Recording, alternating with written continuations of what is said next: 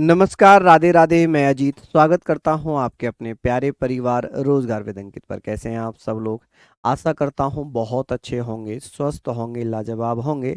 तो जल्दी से लाइव आ जाइए। हम लोग बात करेंगे मौर्य साम्राज्य की, और मैं आज प्रयास करूंगा कि आज ही आपको क्लास में याद करा दूं। देखिए, हम लोग जो पढ़ेंगे, मैंने 3 दिन आपसे मांगे हैं, और उन 3 दिन में आप कैसे पढ़ने वाले मैं बता देता हूं। जैसे कि मैंने आप लोगों को एक स्लाइड पर आपको ये सारा रिवीजन करा दिया। ये जब मैं सारा रिवीजन करा दूंगा, समझा दूंगा अच्छे से, उसके बाद फिर मैं क्या करूंगा, यहाँ पर आप लोगों से लिखवाऊंगा। ठीक है? आपको मेरे साथ बोलना है कि संस्थापक कौन है, राजधानी क्या है, प्रधानमंत्री क्या है, अन्य नाम क्या है, उसकी पुस्तक क्या है। इस प्रकार से हम लोग चीज़ों को पढ़ते हुए चलेंगे। मेरा मानना यह है कि आप लोगों को ये चीज़ें बहुत अच्छे से याद हो जाएंगी। तो सभी साथी प्लीज यहाँ पर लाइव आ जाएं, जुड़ जाएं मेरे साथ। हमारा इतिहास चल रहा है, और इतिहास में हम लोग पढ़ रहे थे मौर्य वंश, मौर्य साम्राज्य हम लोग पढ़ेंगे। तो आप लोगों से बस गुजारिश ये है कि मात्र 3 दिन आप पढ़ लीजिए। मैं ऐसे क्यों पढ़ाना चाह रहा हूँ आप लोगों को, मैं उसके फायदे आपको बताता हूँ। पहला फायदा यह है कि आपका सिलेबस टाइम से पूरा होगा। दूसरा फायदा यह है कि आप लोगों को बहुत कम समय मिल पाता है रिवीजन का। मैं यहाँ पर रिवीजन साथ के साथ में कराता हुआ चलूंगा। मान लीजिए मैंने पहली स्लाइड आपको पढ़ा दी, अच्छे से समझा दी, उसके बाद फिर दूसरी स्लाइड पर उसका रिवीजन। तो आप लोग ये ध्यान रखें कि आपको घर पे तो बहुत कम समय मिल रहा है, तो यहाँ पर आपको अच्छे से रिवाइज हो जाएगा। बताइए कि आप सब यहाँ तक सहमत हैं? एक बार थम जरूर करिएगा, थम जरूर करिएगा। चलिए, यहाँ तक आप लोग सहमत हों तो मैं आगे चलता हूँ। हम बात करेंगे, जैसे कि मैं मौर्य वंश आप लोगों को ऑलरेडी बता ही चुका हूँ कि मौर्य साम्राज्य 300 बीसी 322 बीसी से लेकर 185 बीसी तक रहा, जिसमें कई सारे राजाओं ने शासन किया। चंद्रगुप्त मौर्य के बारे में हम बात करेंगे कि चंद्रगुप्त मौर्य ने मौर्य वंश की स्थापना की थी। ये हम लोग पढ़ चुके थे, मैंने कहानी भी आपको बता दी थी, कहानी भी मैंने आप लोगों को बता दी थी। तो मैं डायरेक्ट यहाँ पर आ जाता हूँ, क्योंकि ये मैंने ऑलरेडी आपको कल सैटरडे में करा दिया था कि मौर्य वंश का जो संस्थापक है, फाउंडर है, वो चंद्रगुप्त मौर्य है। क्या नाम है? चंद्रगुप्त मौर्य। आप कहेंगे सर चंद्रगुप्त मौर्य ने किस वंश की स्थापना की थी? मौर्य वंश की। मौर्य वंश का संस्थापक कौन है? चंद्रगुप्त मौर्य। चंद्रगुप्त मौर्य ने अपनी राजधानी किसको बनाया था? पाटलिपुत्र को बनाया था। और पाटलिपुत्र को हम पहले कुसुमपुरा के नाम से जानते थे। किसके नाम से जानते थे? कुसुमपुरा के नाम से जानते थे। ठीक है? इसका प्रधानमंत्री कौन था? आप कहेंगे कौन था भैया? चाणक्य। कौन था? चाणक्य था। तो आप कहेंगे चाणक्य को हम किस किस नाम से जानते हैं? ये भी हम लोगों ने पढ़ लिया था कि चाणक्य को हम विष्णुगुप्त के नाम से जानते हैं, कौटिल्य के नाम से जानते हैं, भारत के मेकियावेली के नाम से जानते हैं। ऐसे क्वेश्चन आ जाएगा कि भारत का मेकियावेली किसे कहा जाता है? भारत का मेकियावेली किसे कहा जाता है? तो आप लोग कहेंगे सर भारत का मेकियावेली किसे कहते हैं? तो आप कह सकते हैं भैया भारत का मेकियावेली हम यहाँ पर पढ़ेंगे चंद्रगुप्त मौर्य को कहा जाता है, बिंबिसार को कहा जाता है, चाणक्य को कहा जाता है, या इनमें से किसी को नहीं कहा जाता। आप कहेंगे सर चाणक्य को कहा जाता है। किसको कहा जाता है? चाणक्य को कहा जाता है। चाणक्य ने एक पुस्तक लिखी थी जिसका नाम है अर्थशास्त्र। क्या नाम है? अर्थशास्त्र। अर्थशास्त्र का संबंध किससे है? तो आप कहेंगे सर मौर्य साम्राज्य के राजनीति से संबंधित है। मौर्य साम्राज्य की जितनी भी राजनीतिक स्थितियां थी, राजनीतिक प्रशासन है, उस सब का वर्णन यहाँ पर लिखा हुआ है। ठीक है? तो ये मैंने आप लोगों को ऑलरेडी बता ही दिया था। तो ठीक है, इसको आप लिखिए भी मत, क्योंकि रिवीजन मैं करा रहा हूं आज इसका। तो ये आप लोगों ने कल परसों पढ़ लिया था, परसों आप लोगों ने पढ़ लिया था सैटरडे में। ठीक है? सैटरडे में आप लोगों ने ये पढ़ लिया था। अब हम इसका रिवीजन करेंगे, क्योंकि ये मैंने 2-3 बार आपको रिवाइज करा दिया, इसलिए हम इस पे समय नहीं देंगे, इस पर हम समय नहीं देंगे। हम बात करते हैं कि सर ये बताइए मौर्य साम्राज्य का संस्थापक कौन था? तो आप कहेंगे सर मेरे साथ आप लोग बताएं चंद्रगुप्त मौर्य। कौन था जी? चंद्रगुप्त मौर्य ने मौर्य वंश की स्थापना की थी। मौर्य साम्राज्य की राजधानी क्या थी? तो आप कहेंगे सर पाटलिपुत्र थी। क्या थी भैया? पाटलिपुत्र। आप मन मन में रिवीजन करते रहो, आप मन मन में रिवीजन करते रहो। बात आती है प्रधानमंत्री कौन था? तो भैया चाणक्य था। क्या नाम है? चाणक्य। आप कहेंगे चाणक्य किसका प्रधानमंत्री था? तो चंद्रगुप्त मौर्य का। किसका? चंद्रगुप्त मौर्य का। ठीक है जी, आप कहेंगे सर चंद्रगुप्त मौर्य का। बात आती अन्य नाम क्या है कि भैया जो प्रधानमंत्री थे चंद्रगुप्त मौर्य के चाणक्य, इनका नाम क्या था? इनका रियल नाम था विष्णुगुप्त। क्या नाम था? विष्णुगुप्त इनका रियल नाम था। इन्हें कौटिल्य के नाम से भी जानते हैं। किसके नाम से जानते हैं? कौटिल्य के नाम से जानते हैं। इन्हें भारत का मेकियावेली भी कहा जाता है। क्या कहते हैं? भारत का मेकियावेली भी कहा जाता है। मेकियावेली भी कहा जाता है। ये चीजें आप लोग लिख लेंगे कि भैया भारत का मेकियावेली किसे कहते हैं, कौटिल्य किसे कहते हैं, विष्णुगुप्त किसे कहते हैं, तो चाणक्य को कहते हैं। चाणक्य किसका प्रधानमंत्री था? चंद्रगुप्त मौर्य का। चंद्रगुप्त मौर्य ने अपनी राजधानी किसको बनाया था? तो पाटलिपुत्र को बनाया था। किसको बनाया था? पाटलिपुत्र को बनाया था। चलिए अब बात करते हैं कि सर इनके जो प्रधानमंत्री हैं चाणक्य, इनकी पुस्तक का क्या नाम है? आप कहेंगे सर अर्थशास्त्र। क्या नाम है जी? अर्थशास्त्र। तो आप कहेंगे अर्थशास्त्र का संबंध किससे है? राजनीति से। किससे है जी? राजनीति से, यानी कि पॉलिटिक्स से। आप कहेंगे सर पॉलिटिक्स से, कि पॉलिटिक्स। आप कहेंगे सर किससे है? पॉलिटिक्स से है। तो आप यहां पर रिवीजन मात्र ये है आप लोगों का, रिवीजन मात्र ये है। तो आप लोग कहेंगे सर, हाँ जी, एक बच्चा क्या कह रहा है जी? एक बच्चा क्या कह रहा है? थोड़ा दिखाना कि 232 बता रहा है वो, क्या दिखाना क्या कह रहे थे वो? और ऊपर गया वो कमेंट, और ऊपर गया शायद, पता नहीं क्या कहना चाह रहे थे वो। चलिए हम लोग यहाँ पर बात कर लिए। तो ये हमने पढ़ लिया कि भाई चंद्रगुप्त मौर्य ने ही मौर्य वंश की स्थापना की थी। ये सारी चीजें मैंने आपको बता दी थी, सारी चीजें मैंने आपको बताई। अब ये आप लोगों ने लिख लिया, ठीक है। ये आप लोगों ने ऑलरेडी सैटरडे में कर लिया था। यहां तक तो हमने सैटरडे में कर लिया था, ठीक है जी। अब आप लोग मुझे बताओ कि मौर्य साम्राज्य कब से कब तक रहा? 322 बीसी से 185 बीसी तक। मौर्य साम्राज्य का संस्थापक कौन था? चंद्रगुप्त मौर्य। राजधानी क्या थी? पाटलिपुत्र। चंद्रगुप्त मौर्य का प्रधानमंत्री कौन था? चाणक्य। चाणक्य का रियल नाम क्या था? विष्णुगुप्त। विष्णुगुप्त को और किस नाम से जानते थे? कौटिल्य के नाम से। और क्या कहा जाता था इसको? भारत का मेकियावेली। भारत का मेकियावेली किसे कहा गया? चाणक्य को। कौन सी पुस्तक लिखी है? अर्थशास्त्र। ये किससे संबंधित है? राजनीति से। किसकी राजनीति से? तो आप कहेंगे सर चंद्रगुप्त मौर्य के प्रशासन की राजनीति से संबंधित है। चलिए बहुत बढ़िया। बात आती है यहां पर हम लोग बात करेंगे कि सर चंद्रगुप्त मौर्य का शासनकाल कब से कब तक रहा है, क्योंकि मौर्य वंश का तो हमने पूरे मौर्य वंश का तो हमने पढ़ लिया, पूरे मौर्य वंश का हमने पढ़ लिया 322 बीसी से लेकर 185 बीसी तक। लेकिन चंद्रगुप्त मौर्य का शासनकाल क्या है? तो आप कहेंगे 322 बीसी से लेकर 298 बीसी तक, क्योंकि 298 बीसी में ये अपना सारा राजपाट अपने बेटे बिंदुसार को सौंपकर श्रावणबेलगोला कर्नाटका में चला जाता है और वहां पर तपस्या करने लगता है। जब तपस्या करता है तो तपस्या करने के दौरान सल्लेखना विधि से, सल्लेखना व्रत के माध्यम से इसने अपने प्राण त्याग दिए। सर सल्लेखना विधि क्या है? सल्लेखना विधि एक ऐसी विधि होती है जिसमें व्यक्ति खाना पीना छोड़ देता है, यानी कि अन्न जल छोड़कर केवल भैया भूखे रहकर तपस्या करता है और इस दौरान उसकी मृत्यु हो जाती है। तो इस विधि को जैन धर्म में कहा जाता है सल्लेखना विधि। ठीक है, क्या कहा जाता है? सल्लेखना विधि कहा जाता है। चलिए बात करेंगे चंद्रगुप्त मौर्य की पत्नी का क्या नाम था? दुर्धरा। दुर्धरा किसकी पत्नी थी? चंद्रगुप्त मौर्य की। अब चंद्रगुप्त मौर्य को और हम किस किस नाम से जानते हैं? आप कहेंगे नोट्स कैसे बनाइए, आप नोट्स में लिख लो और जो मैं रिवीजन कर रहा हूं उसे केवल आप मन मन में याद करो, उसे लिखने की जरूरत नहीं है। मान लो जैसे ये मैं पढ़ा दूंगा, मैं यहां पर रिवाइज कराऊंगा तो इसको आपको याद लिखने की जरूरत नहीं है, आपको केवल यही लिखना है, यही लिखना है। जो रिवीजन वाली स्लाइड होगी उसको नहीं लिखना, उसको याद करना है। ठीक है, अब बात होगी कि सर अन्य नाम क्या है? तो भारत का मुक्तिदाता किसे कहते हैं? आप कहेंगे लिबरेटर ऑफ इंडिया किसे कहा जाता है?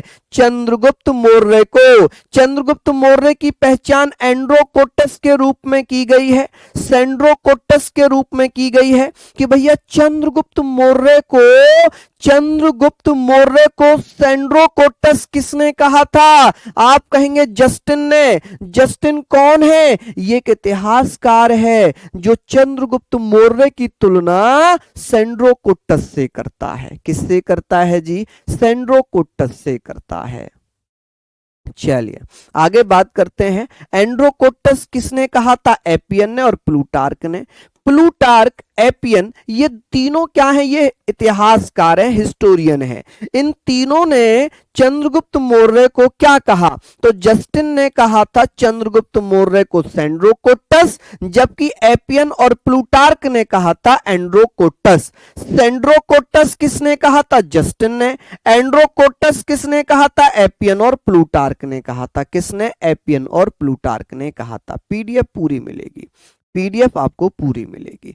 चलिए हम बात करते हैं चंद्रगुप्त मौर्य को लेकर कि चंद्रगुप्त मौर्य का शासनकाल कब से कब तक है? 322 बीसी से लेकर 298 बीसी तक। इनकी पत्नी का नाम क्या? दुर्धरा। दुर्धरा किसकी पत्नी है? चंद्रगुप्त मौर्य की। चंद्रगुप्त मौर्य को किस किस नाम से जाना जाता है? भारत का मुक्तिदाता, एंड्रोकोटस, सेंड्रोकोटस। चंद्रगुप्त मौर्य को एंड्रोकोटस किसने कहा था? एपियन ने और प्लूटार्क ने। किसने? एपियन और प्लूटार्क ने। चंद्रगुप्त मौर्य को सेंड्रोकोटस किसने कहा था? जस्टिन ने। किसने कहा था? जस्टिन ने कहा था। आगे बात करते हैं। इतना आपने रिवाइज कर लिया। अब बात यहां पर आ जाती है कि चंद्रगुप्त मौर्य का शासनकाल कब से कब तक रहा है? चंद्रगुप्त मौर्य का शासनकाल 322 बीसी से लेकर 185 बीसी तक रहा। हालांकि बहुत सारी जगहों पर 323 बीसी से लेकर 184 बीसी भी दिया है, लेकिन हमें यह वाला याद कर लेना है कि भैया चंद्रगुप्त मौर्य की पत्नी का नाम क्या था? दुर्धरा। क्या नाम था जी? आप कहेंगे सर दुर्धरा। ठीक है जी, दुर्धरा। किसकी पत्नी थी जी दुर्धरा? आप कहेंगे चंद्रगुप्त मौर्य की। अन्य नाम क्या है चंद्रगुप्त मौर्य के? भारत का मुक्तिदाता। भारत का मुक्तिदाता। आप कहेंगे भारत का मुक्तिदाता किसे कहा गया? चंद्रगुप्त मौर्य को। चंद्रगुप्त मौर्य को एंड्रोकोटस किसने कहा था? आप कहेंगे सर चंद्रगुप्त मौर्य को एंड्रोकोटस किसने कहा था? आप कहेंगे सर एंड्रोकोटस किसने कहा है? तो आप बताना सर। ये कहा था एपियन ने। किसने? एपियन ने एवं प्लूटार्क ने। एवं किसने मेरे लाडलो? आप कहेंगे सर प्लूटार्क ने कहा। किसने कहा? प्लूटार्क ने कहा। यहां तक आप लिख लेंगे। बात करते हैं चंद्रगुप्त मौर्य को सेंड्रोकोटस किसने कहा था? आप ये भी बताना सेंड्रोकोटस किसने कहा था? सेंड्रोकोटस कहा था भैया जस्टिन ने। किसने कहा था? जस्टिन ने कहा। ये आप लोगों को याद करना है। ये आप लोगों को याद करना है कि चंद्रगुप्त मौर्य ने कब से कब तक शासन किया था? ओहो 188 बीसी क्यों लिख दिया मैंने? 298 बीसी होगा।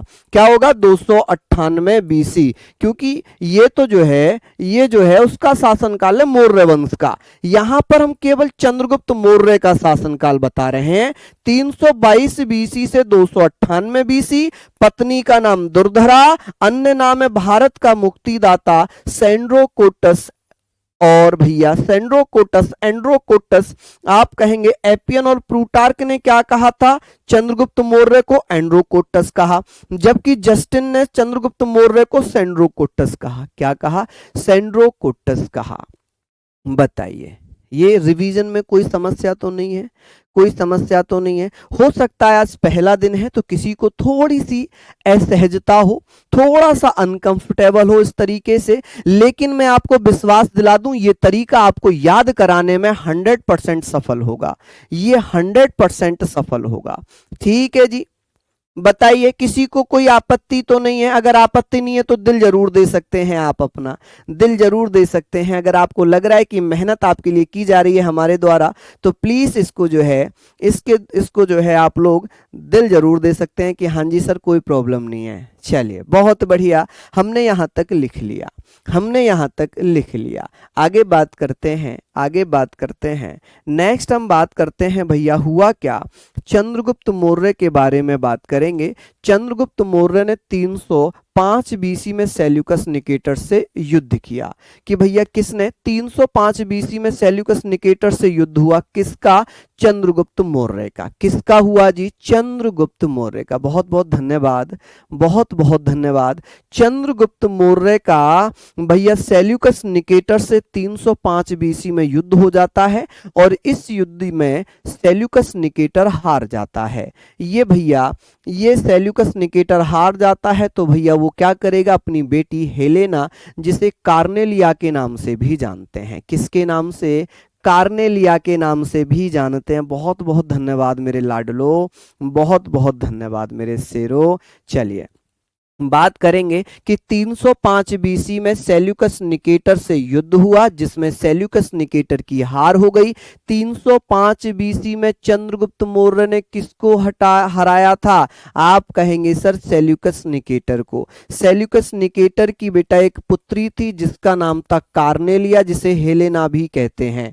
इसकी शादी किससे हो गई, चंद्रगुप्त मौर्य से। किससे हो गई, चंद्रगुप्त मौर्य से हो गई। तो भैया सेल्यूकस निकेटर ने दहेज में 4 प्रांत दे दिए, काबुल, कांधार, मकरान और हेरात। लेकिन भैया चंद्रगुप्त मौर्य भी तो सम्राट राजा है, वो भी तो एक सम्राट राजा है, वो थोड़ी कोई हार मानेगा। उसने कहा अच्छा 4 प्रांत दे रहे हो, ठीक है, मैं बदले में 500 हाथी देता हूं आपको।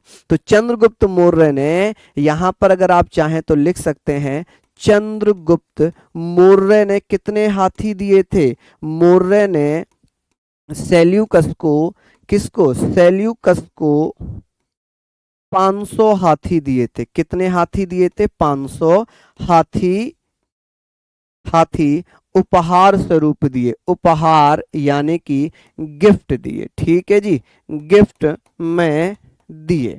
ऐसे करके आप लोग इसको लिख सकते हैं, ऐसे करके आप लोग इसको लिख सकते हैं। ठीक है जी, ऐसे करके आप लोग इसको लिख सकते हैं। ठीक है, हम बात कर रहे थे कि सर दहेज में निकेटर, जिसका पूरा नाम है सेल्यूकस निकेटर, क्या नाम है, सेल्यूकस निकेटर, इसने 4 प्रांत दे दिए, 4 भैया प्रोविंसेस दे दिए, काबुल, गंधार, कांधार, मकरान और हेरात। ठीक है, और अपने साथ साथ भैया उसने क्या किया, मेगास्थनीज को राजदूत बनाकर चंद्रगुप्त मौर्य के दरबार में भेज दिया। ये वही मेगास्थनीज है जिसने इंडिका नामक पुस्तक लिखी है और इंडिका पुस्तक में पाटलिपुत्र का प्रशासन है। क्या है जी, पाटलिपुत्र का प्रशासन है। तो ये आप लोग पढ़ लेंगे कि भैया 305 बीसी में चंद्रगुप्त मौर्य ने सेल्यूकस निकेटर को हराया और सेल्यूकस निकेटर की पुत्री कार्नेलिया या हेलेना से विवाह कर लिया।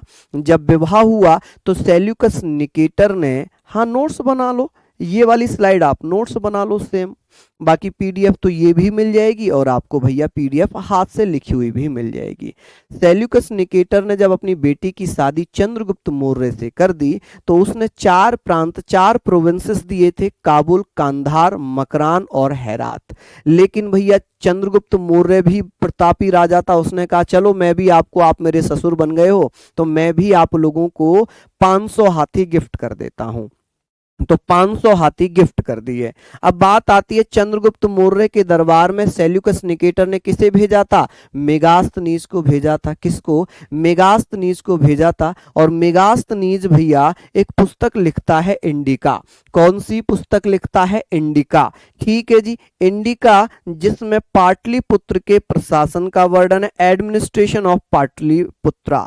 अब बात आती है जो यूनानी राजदूत आया था मेगास्थनीज, मेगास्थनीज ने पाटलिपुत्र को एक नाम दिया था कि सर सेल्यूकस निकेटर के राजदूत मेगास्थनीज ने पाटलिपुत्र को क्या कहा था, तो आप कहेंगे सर पाटलिपुत्र को पालीब्रोथा कहा। क्या कहा जी, पालीब्रोथा कहा या पालीबोथा कहा। इंग्लिश में पालीबोथा लिखा जाता है, यहाँ पर ब्रोथा लिखा जाता है, कि पाटलिपुत्र को पालीब्रोथा कहा। क्या कहा जी, पाटलिपुत्र को, हाँ जी लिख लेंगे ये सारी चीजें। हम बात कर रहे हैं कि 305 बीसी में किसने किसको हराया था? चंद्रगुप्त मौर्य ने सेल्यूकस निकेटर को हराया और उसकी बेटी कार्नेलिया से शादी कर ली।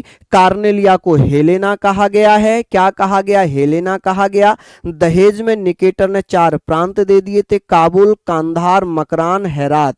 ठीक है, और अपना एक दूत, राजदूत भेजा जिसका नाम मेगास्थनीज है। मेगास्थनीज ने एक पुस्तक लिखी इंडिका।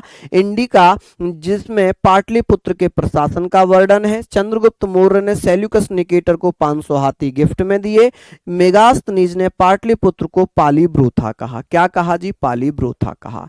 अब बात आती है रिवीजन की। अब बात आ जाती है रिवीजन की। ठीक है, अब बात आती है रिवीजन की। रिवीजन में हम लोग पढ़ेंगे कि 305 बीसी में चंद्रगुप्त मौर्य ने, किसने?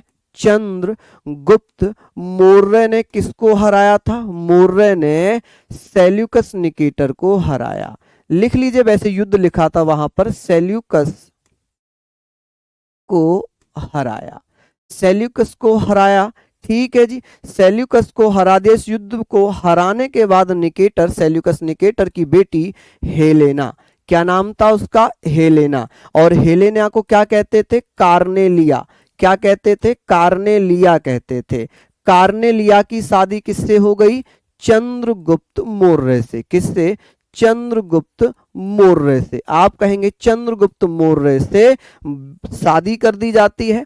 दहेज में निकेटर ने 4 प्रांत दिए थे। कौन कौन से दिए थे? काबुल दिया था, काबुल, कांधार, आप कहेंगे सर काबुल दिया था, कांधार दिया था, मकरान दिया था। कौन सा? काबुल, कांधार, मकरान और हेरात दिया था। क्या दिया था जी?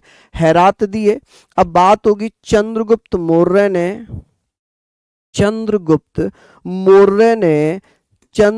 मौर्य ने निकेटर को, यानी कि सेल्यूकस निकेटर को 500 हाथी दिए। कितने?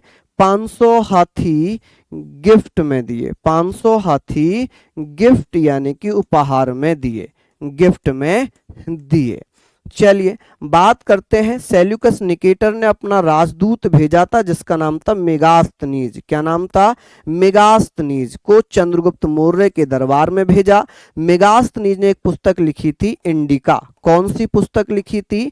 इंडिका। और इस इंडिका में क्या लिखा है? तो आप कहेंगे सर इसमें पाटलिपुत्र का प्रशासन है। पाटलिपुत्र के प्रशासन का वर्णन है। पाटलिपुत्र के प्रशासन का वर्णन इसमें किया गया। किसका? पाटलिपुत्र के प्रशासन का वर्णन किया गया। मेगास्थनीज ने, किसने? मेगास्थनीज ने क्या किया? मेगास्थनीज ने पाटलिपुत्र को क्या कहा? पाटलिपुत्र को क्या कहा था? पाटलिपुत्र को पालीब्रोथा कहा। क्या कहा जी? पालीब्रोथा कहा। ऐसे करके लिख लेंगे, पालीब्रोथा कहा। किसने कहा है? तो आप कहेंगे मेगास्थनीज ने। मेगास्थनीज किसका था?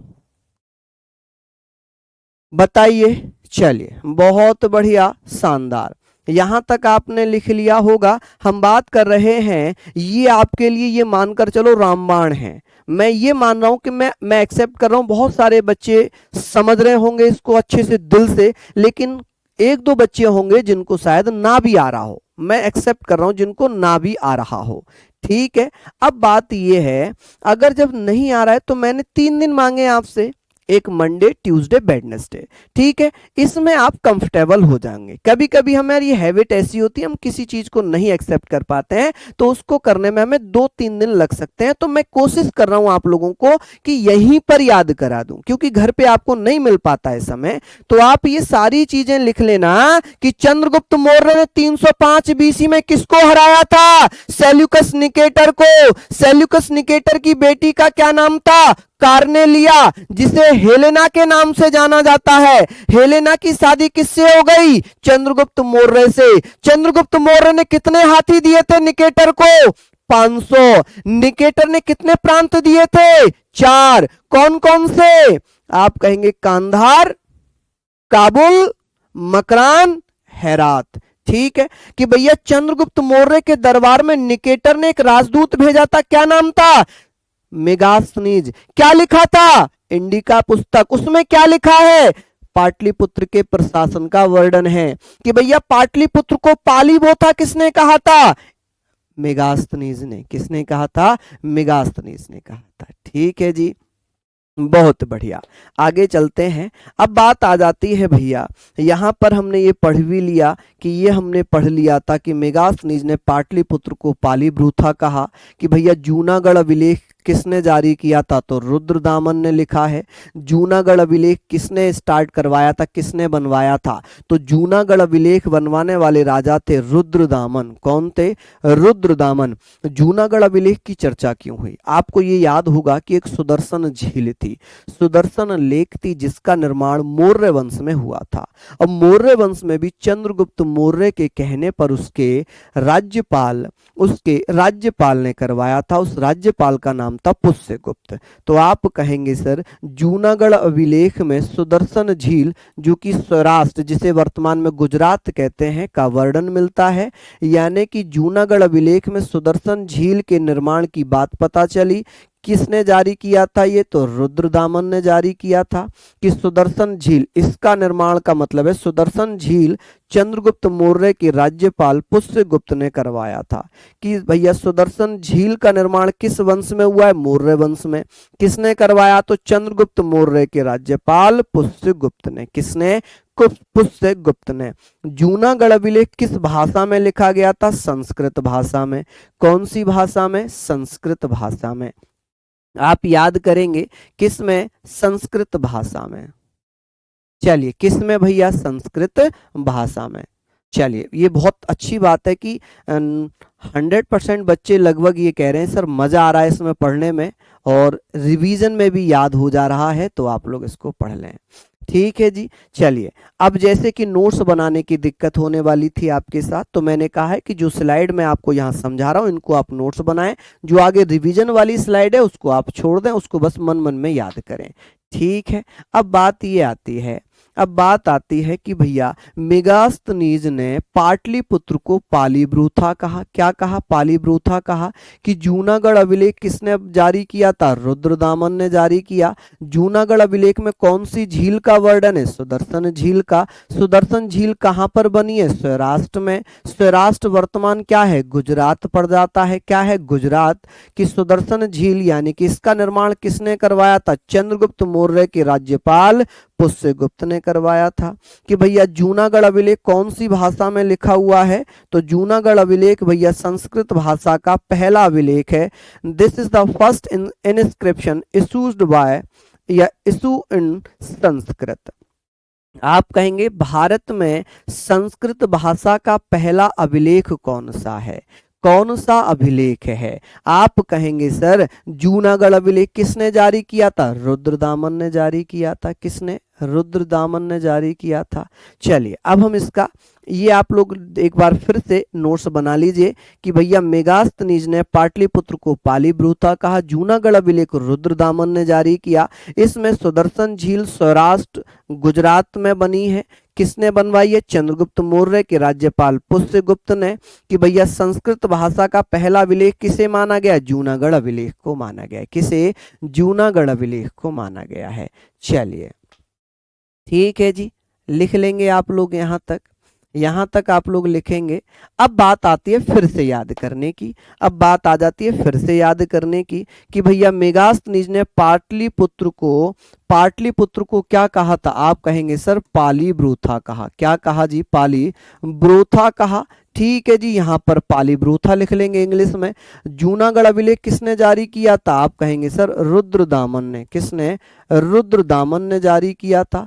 इसी से सुदर्शन झील किसका? सुदर्शन झील सौराष्ट्र गुजरात में वर्णन मिल जाता है। किसका? सुदर्शन झील का। इसका निर्माण चंद्रगुप्त मौर्य के राज्यपाल क्या नाम है जी राज्यपाल का? तो आप कहेंगे सर पुष्यगुप्त। क्या नाम है जी उसका? पुष्यगुप्त। आप कहेंगे सर पुष्यगुप्त के द्वारा, किसके द्वारा? पुष्यगुप्त के द्वारा निर्माण करवाया गया है।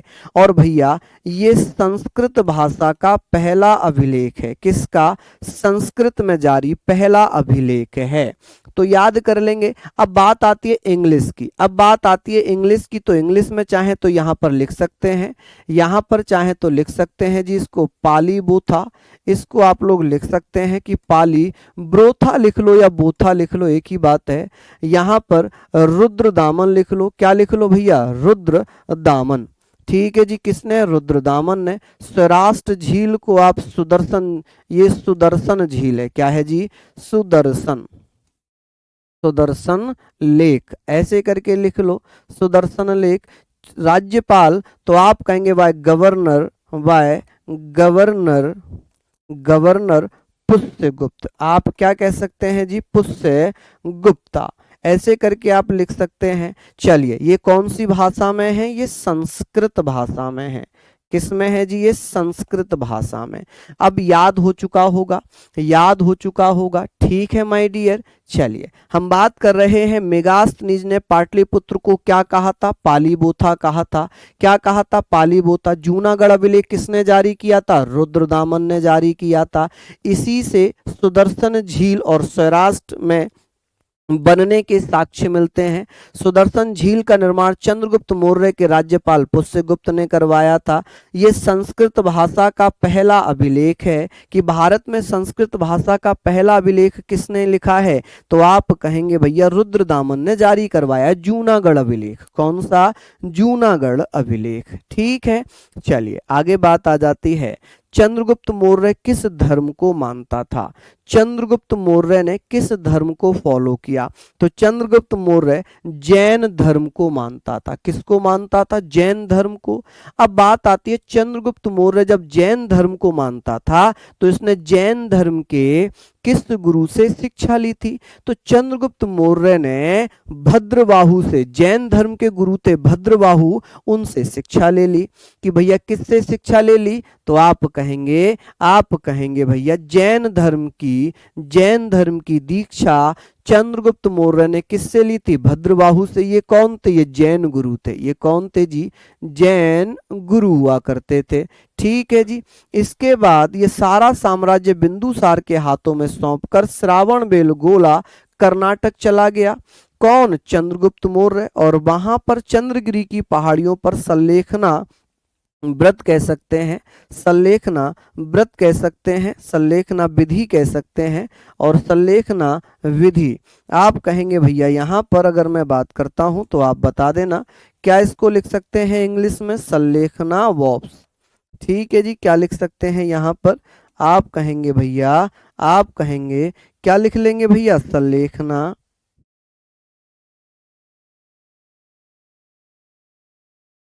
सल्लेखना बॉब्स। ठीक है जी, बॉब व्रत। चलिए हम लोग यहाँ पर बात कर रहे हैं कि भैया चंद्रगुप्त मौर्य किस धर्म को मानता था? तो आप कहेंगे जैन धर्म को मानता था। चंद्रगुप्त मौर्य किसको मानता था? जैन धर्म को मानता था। ठीक है, जैन धर्म का अनुयायी था चंद्रगुप्त मौर्य। चंद्रगुप्त मौर्य ने जैन धर्म की शिक्षा किससे ली थी? भद्रबाहु से ली थी। किससे ली थी? भद्रबाहु से ली थी। इसके बाद सारा साम्राज्य बिंदुसार के हाथों में चला गया। किसके हाथों में? कि भैया अपने पुत्र बिंदुसार को, चंद्रगुप्त मौर्य का बेटा था बिंदुसार, इसको अपना पूरा राजपाट सौंप दिया और श्रावण बेलगोला जो कि कर्नाटक में पड़ता है वहां चला जाता है और नीलगिरी की पहाड़ियों पर तपस्या करने लगता है। सल्लेखना व्रत द्वारा, सल्लेखना विधि द्वारा इसमें क्या होता है? बिना कुछ खाए पिए, बिना कुछ खाए पिए, कुछ खाए पिए इसने क्या किया भैया? बिना कुछ खाए पिए प्राण त्यागना। क्या करना जी? प्राण त्याग देना। क्या करना? प्राण त्यागना। आप कहेंगे त्यागना, प्राण त्याग देते हैं यानी कि मृत्यु हो जाती है।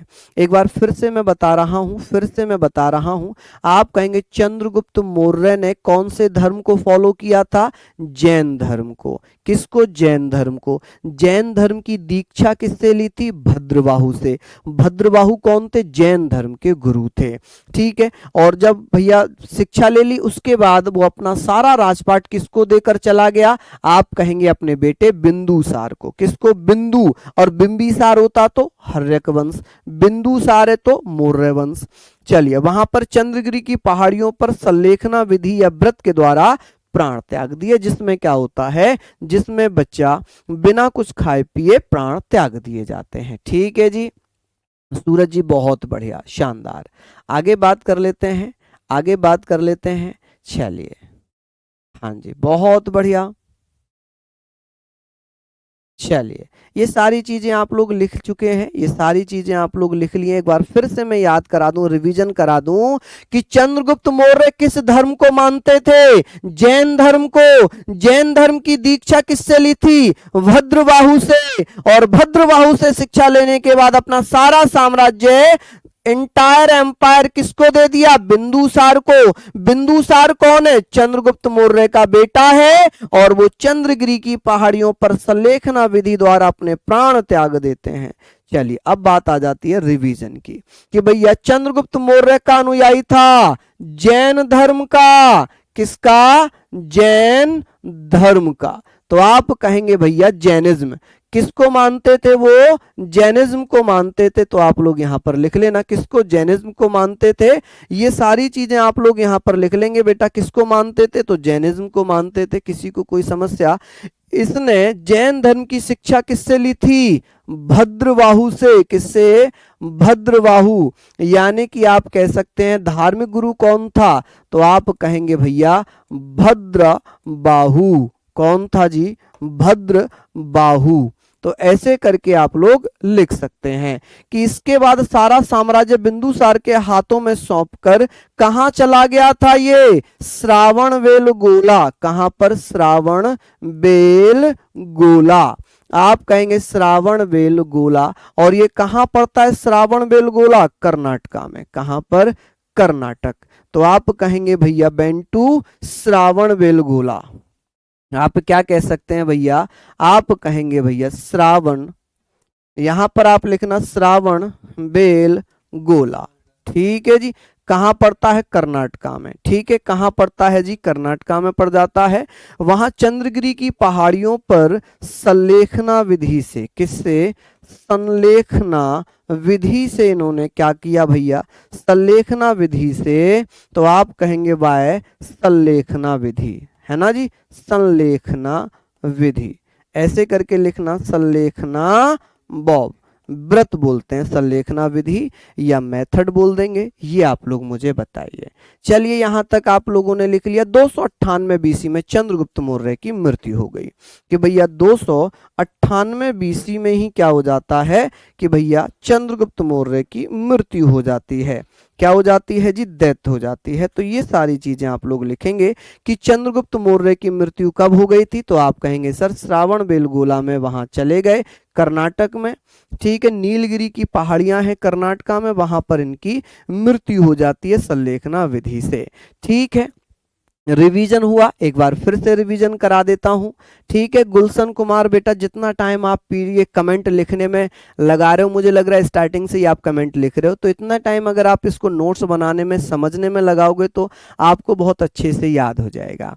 ठीक है जी, बहुत अच्छे से याद हो जाएगा। सारे बच्चे भैया बहुत प्यार दे रहे हैं, तो ऐसे ही आप लोग पढ़ लें। मैं तो खुद आज बोल रहा हूं कि 3 दिन दे दो, है ना, और 3 दिन में आप इसमें कंफर्टेबल हो जाओगे, बिल्कुल कंफर्टेबल हो जाओगे माय डियर। चलिए, यहां पर हम लोग सारी चीजों को पढ़ते हुए चलेंगे, सारी चीजों को हम लोग पढ़ते हुए चलेंगे। बात आ जाती है जी बिंदुसार की। बिंदुसार कब से कब तक राजा रहता है, तो बिंदुसार भैया 298 बीसी से 273 बीसी तक राजा रहा। कि बिंदुसार ने कब से कब तक शासन किया, बिंदुसार ने 298 बीसी से लेकर 273 तक शासन किया। बीसी हमेशा उल्टा चलता है, तो उल्टे चल रहे हैं। कि बिंदुसार के अन्य नाम क्या, अमित्र घात, शत्रुओं का नाश करने वाला। अमित्र घात का मतलब है शत्रुओं का नाश करने वाला। बारीसार, भद्रसार, सिंहसेन, अमित्रोकोटीज, ये सब किसे कहा गया, बिंदुसार को कहा गया। कि बिंदुसार को सबसे ज्यादा पूछा जाने वाला नाम है अमित्रघात और भद्रसार, सिंहसेन। ये तीनों नाम ये तीनों नाम इंपोर्टेंट हैं कि सिंहसेन किसे कहा गया है, भद्रसार किसे कहा गया, अमित्रघात किसे कहा गया है, तो बिंदुसार को। बिंदुसार किस वंश का राजा था, तो बिंदुसार राजा था मौर्य वंश का, चंद्रगुप्त मौर्य का बेटा था। किसका, चंद्रगुप्त मौर्य का बेटा था बिंदुसार। चंद्रगुप्त मौर्य के दरबार में जो चाणक्य रहते थे, वही चाणक्य बिंदुसार के दरबार में भी प्रधानमंत्री के रूप में रहे। ठीक है, तो आप कहेंगे कि भैया इसके प्रधानमंत्री भी चाणक्य थे। हालांकि इसके दरबार में विदेशी राजदूत आते हैं, जैसे कि फिलाडेल्फस। फिलाडेल्फस किसने भेजा था, टॉलमी सेकंड जो मिस्र के राजा थे ने भेजा था। डायमेकस जो एंटियोकस सीरिया का राजा था उसने भेजा था। तो चंद्रगुप्त मौर्य के दरबार में तो मेगस्थनीस था, जबकि बिंदुसार के दरबार में फिलाडेल्फस आया था।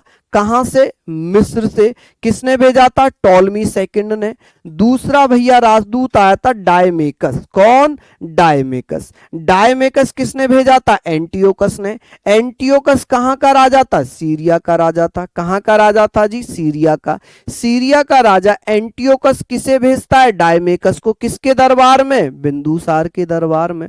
टॉलमी सेकंड कहां का राजा था, मिस्र का। मिस्र को इजिप्ट कहते हैं इंग्लिश में।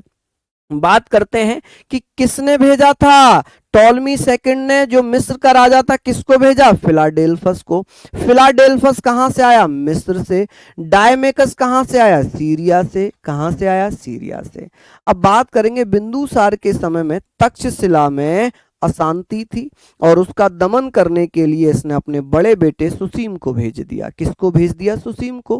क्योंकि बिंदुसार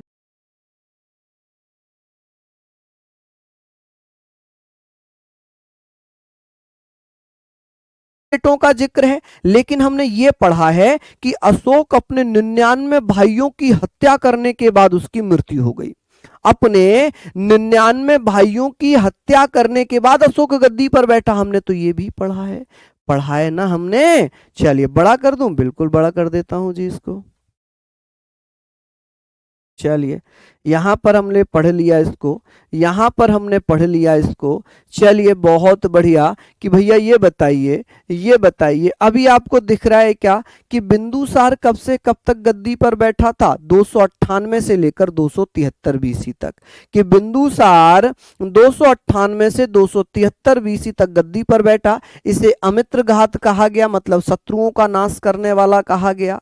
इसे सिंहसेन कहा गया, इसे बारीसार कहा गया, इसे मद्रसार कहा गया और इसे भैया अमित्रोकोटीज कहा गया। बिंदुसार के दरबार में मिस्र के राजा टॉलमी सेकंड ने अपना राजदूत भेजा था फिलाडेल्फस। फिलाडेल्फस किसके दरबार में आया था, तो आप कहेंगे बिंदुसार के दरबार में आया था। किसने भेजा था, टॉलमी सेकंड ने। टॉलमी सेकंड कहां का राजा था, मिस्र का। दूसरा राजदूत कौन आया था, डायमेकस। कहां से आया था, सीरिया से। सीरिया के राजा कौन थे, तो आप कहेंगे एंटियोकस। एंटियोकस ने अपना राजदूत डायमेकस किसके दरबार में भेजा था, बिंदुसार के दरबार में। टॉलमी सेकंड मिस्र के राजा ने फिलाडेल्फस किसके दरबार में भेजा था, बिंदुसार के दरबार में भेजा था। चलिए, अब किसके शासन काल में तक्षशिला में अशांति फैली थी, तो आप कहेंगे during this time there was unrest in Taxila to suppress who he send his son Susima. Susima किसका बेटा था, तो बिंदुसार का। बिंदुसार के दो पुत्र थे जिसमें सुसीम है और अशोक है। हालांकि हमने ये भी पढ़ा कि अशोक ने अपने 99 भाइयों की हत्या की, लेकिन यहां पर तो बिंदुसार के दो ही बच्चे दिखाए गए हैं। तो भैया अलग अलग किताबों में अलग अलग इतिहासकारों ने अलग अलग बताया है। बिंदुसार के दरबार में प्रधानमंत्री कौन थे, चाणक्य थे। कौन थे भैया, चाणक्य। ये वही चाणक्य हैं जो चंद्रगुप्त मौर्य के भी प्रधानमंत्री थे। कौन थे जी, प्रधानमंत्री थे। चलिए, कोई दिक्कत नहीं बेटा, यहां तक आप लोग पढ़ लेंगे। चलिए बहुत बढ़िया, यहां तक आप लोग लिख लेंगे। यहां तक आप लोग मुझे बताइए लिख लेंगे या नहीं लिख पाएंगे, मुझे बताएं आप लोग। नोट कर लिया हो तो मैं रिवीजन करा देता हूं, मैं रिवीजन करा देता हूं। हम बात करते हैं बिंदुसार की। बिंदुसार ने 298 बीसी से लेकर 273 बीसी तक शासन किया। इसके नाम है जिसे अमित्र घात के नाम से जानते हैं, अमित्र घात कहा जाता है। इसे बारीसार कहा जाता है, बारीसार के नाम से जाना जाता है। इसे भद्रसार भी कहा जाता है, भद्रसार कहते हैं इसे भैया। इसे और क्या कहेंगे, सिंहसेन कहेंगे। क्या कहेंगे, सिंहसेन कहेंगे, सिंहसेन कहेंगे। और भैया इसे हम क्या कहेंगे, अमित्रो, आप कहेंगे सर अमित्रो कोटीज कहेंगे। क्या कहेंगे, अमित्रो कोटीज कहेंगे, ये भी लिख लीजिएगा। इसके दरबार में फिलाडेल्फस किसने भेजा था, आप कहेंगे सर टॉलमी सेकंड ने।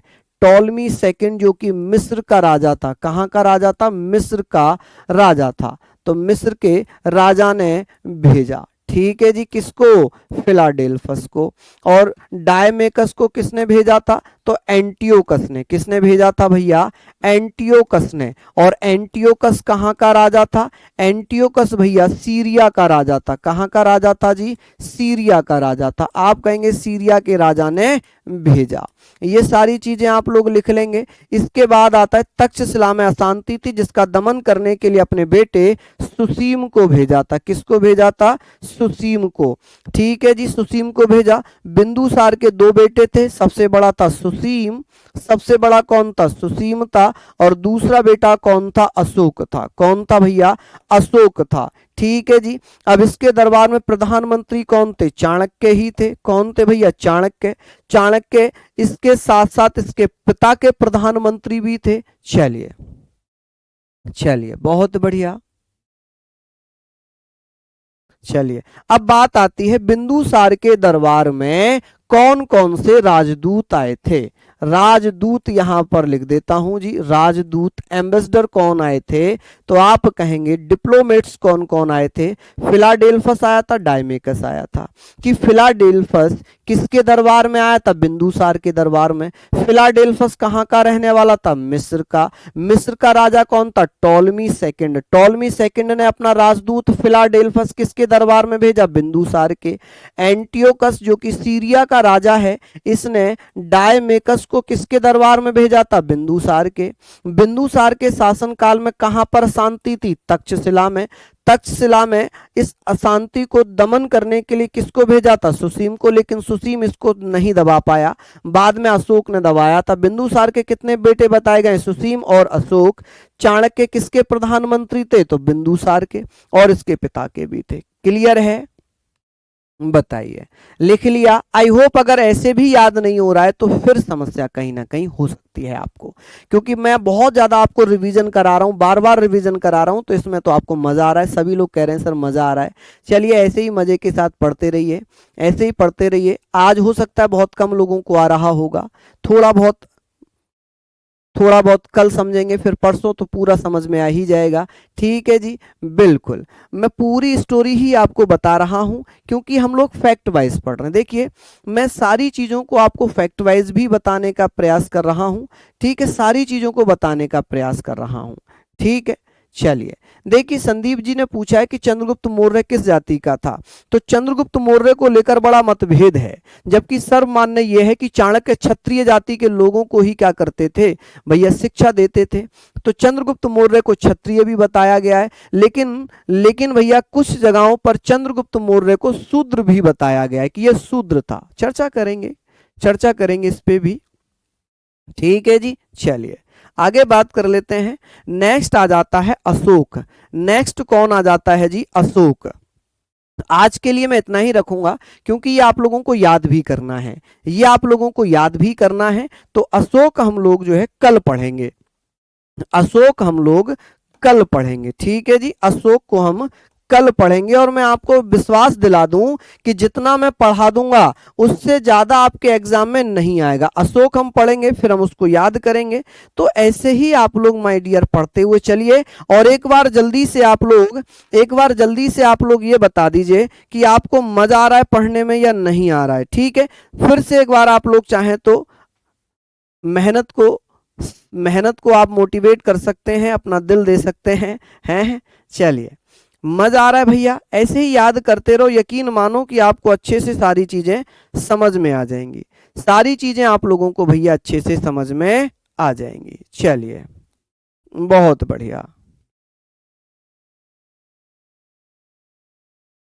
तो फिर मिलते हैं आप लोगों से कल इसी समय। तब तक के लिए अलविदा। जय हिंद, जय भारत।